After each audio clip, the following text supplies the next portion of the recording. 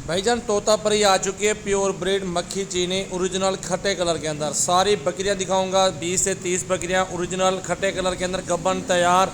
आज की सबसे सस्ती ऑफर सजावल गोट फार्म की तरफ से बहुत ही प्यारी चीज़ है। जुम्मा ऑफर अल्हम्दुलिल्लाह, अच्छी नस्ल अच्छी क्वालिटी तोता नकोड़ा ये बोलते हैं इस नस्ल को, pure breed. Like share comments और फॉलो जल्दी जल्दी करते रहे। अल्हम्दुलिल्लाह लाड पूरा दिखा रहे हैं और प्राइस बताते हैं। दिल थाम के बैठिए, अल्हम्दुलिल्लाह अच्छी चीज़ आ चुकी है। कॉन्टैक्ट नंबर जल्दी सेव कर लें, 0336805678 मेरा व्हाट्सएप और कॉल नंबर है। इस नंबर पर रब्ता करें दोस्तों। अल्हम्दुलिल्लाह हमारे पास आपको एक नहीं दो नहीं 100 150 200 वाली बात होती है। यहाँ पे हर तरह का पीस आपको यहाँ पे मिल जाएगा। हर ओरिजिनल नस्ल मेरे फार्म पे मौजूद होती है।